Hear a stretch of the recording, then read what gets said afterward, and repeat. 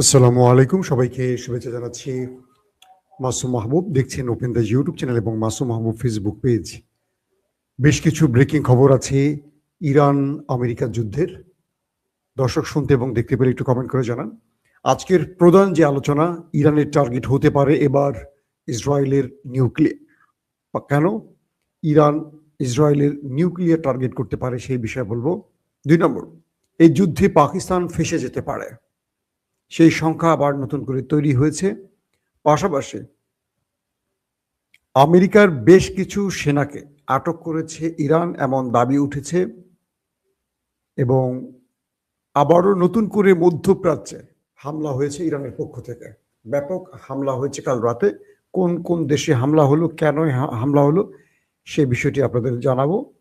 এবং মার্কিন একজন ঊর্ধ্বতন দায়িত্বশীল ব্যক্তির একটি রিপোর্ট ফাঁস করেছে ওয়াশিংটন পোস্ট। সেখানে বলছে ইসরায়েল আর নেই। নেতানিয়াহুর অবস্থান কোথায়?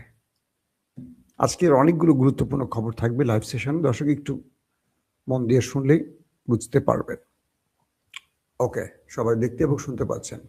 ওমান থেকে দেখছেন, আরব আমিরাত থেকে দেখছেন, সৌদি আরব থেকে দেখছেন, বাংলাদেশ শ্রমিক কল্যাণ ফেডারেশন বিরামপুর উপজেলা। Sound clear? হ্যাঁ, ওকে। রাকিব মিরসরাই চট্টগ্রাম, আমার চট্টগ্রাম। দর্শক, ইসরায়েল দাবি করছে তারা ইরানের ভেতরে ব্যাপক অ্যাটাক করেছে। আর সেই অ্যাটাকগুলো হলো ইরানের তেল ক্ষেত্র। তারা প্রায় 30টি তেল শোধনাগার, তেল রিফাইনিং যেটাই বলি, বা তেলের স্টোরেজ তারা ধ্বংস করেছে 30টা। কে বলছে? ইরান। দুঃখিত, কে বলছে? ইসরায়েল বলছে। তারা ব্যাপক অ্যাটাক করেছে তেলের উপর। এই তেল হলো ইরানের বেঁচে থাকার লাইফলাইন। আপনারা জানেন যে তেলের উপর পৃথিবী টিকে আছে। এই তেলের উপর মধ্যপ্রাচ্যের আজকে যে কোটি কোটি টাকা বানাইছে, তারা যে টিকে আছে। একদিন তারা যাযাবর জাতি ছিল আরবরা, তেল বিক্রি করে আজকে তারা পৃথিবীর সবচেয়ে ধনী রাষ্ট্র হয়ে গেছে। তাদের দিকে আমেরিকা বা পশ্চিমা দুনিয়ার নজর, তাদের মানে সমাদর কদর সবকিছু তেলের জন্য। আমাদের তেল নেই, আমরা গরিব। যদিও আমাদের রাজনীতিবিদরা চোর বলে আমরা গরিব, এটা হলো প্রধান কারণ। আর ওদের রাজনীতিবিদরা টাকা বানাইলেও জনগণকে দিয়ে খায় আর কি, আমাদের মতো না। আমাদের রাজনীতিবিদরা সব জায়গায় বাড়িঘর বানায় আর আমরা না খেয়ে মরি, এরকম আর কি। আর আমরা ওই চোরদেরকে নেতা বানাই ভোট দিয়ে, ঋণ খেলাপিদেরকে। তো এখন ইসরায়েল ইরানকে পঙ্গু করতে চায় তেল ধ্বংস করে দিয়ে, কারণ ইসরায়েল জানে ইরানের তেল এবং গ্যাসের উপরে ইরান টিকে আছে।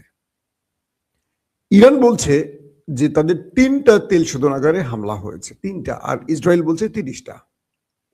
পাল্টা ইরান বলছে যদি ফার্দার ইরানের তেল কেন্দ্রতে আবার হামলার ঘটনা ঘটে, ইরানের টার্গেট হবে ইসরায়েলের ডিমোনা নিউক্লিয়ার সাইট।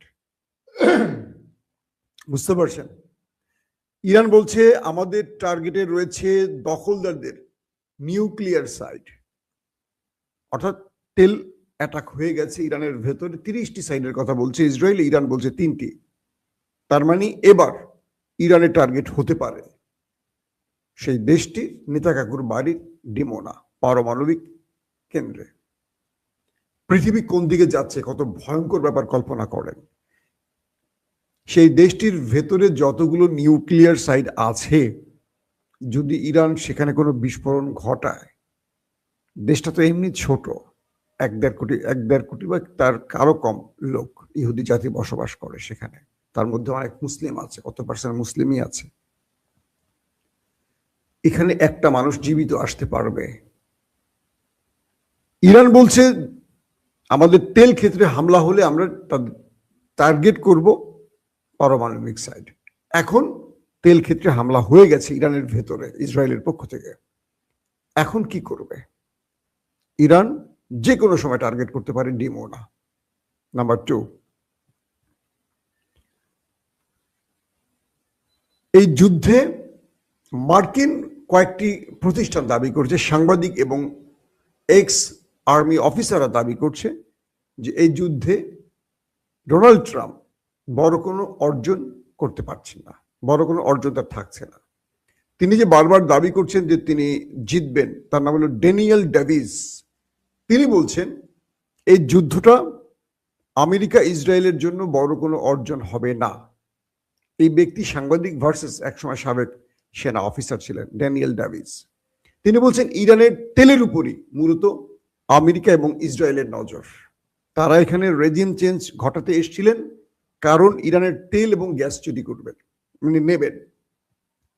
কিন্তু যখন তারা বুঝলেন যে ইরানকে তারা কিছু করতে পারছেন না বা ইরানের রেজিম চেঞ্জ হচ্ছে না, এই লড়াই অব্যাহত থাকবে এবং এই সরকারই টিকে থাকবে বা এই ইসলামিক প্রজাতন্ত্র ইরান টিকে থাকবে, তখন তারা পাগল হয়ে গেছে। ড্যানিয়েল ডেভিসের বক্তব্য হলো এটি, আসলে এটাই। তারা ইরানের জনগণকে বললেন যে তোমরা রাজপথে নামো, আমরা এই সরকারকে পতন ঘটিয়ে তোমাদের সরকার প্রতিষ্ঠিত করে দিয়ে যাব, শেখ হাসিনাকে বসিয়ে দিয়ে যাব। তো জনগণ বোকা চো চো চো, জনগণ বুঝলো আরে আল্লাহ, শেখ হাসিনা তো শেখ মুজিবের কন্যা, পাইলে তো মহা খুশি। তারা রাস্তায় নামলো, দিল মায়ের ইউনূস সরকারের জনগণ।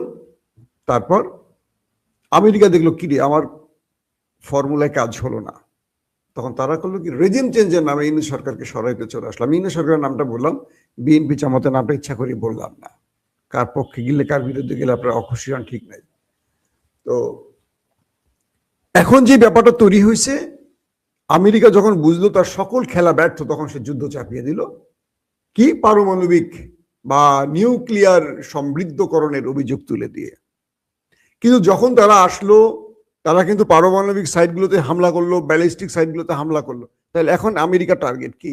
আমেরিকা এখন লড়ছে কিসের জন্য? রেজিম চেঞ্জের জন্য। রেজিম চেঞ্জ ঘটাতে পারবে না, সরকার পতন করতে পারবে না, এটা কনফার্ম থাকে। এখন কি? এখন ওই তেল আর গ্যাস চুরি করবে, এখন স্থলবাহিনী পাঠাবে, পাঠাইয়া ইরাক সিরিয়ার মতো ইরানের সম্পদ চুরি করার টার্গেট এখন এই দুটো দেশের। এটাই বলছেন ড্যানিয়েল ডেভিস।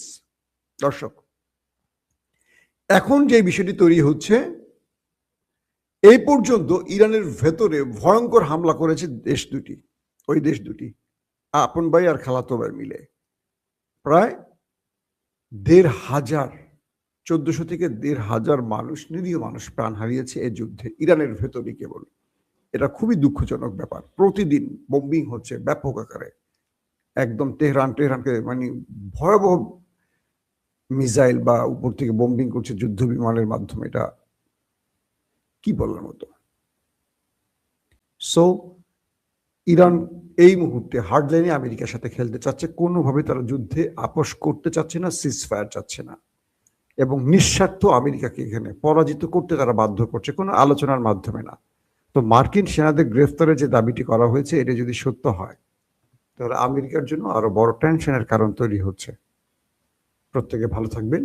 আল্লাহ হাফেজ।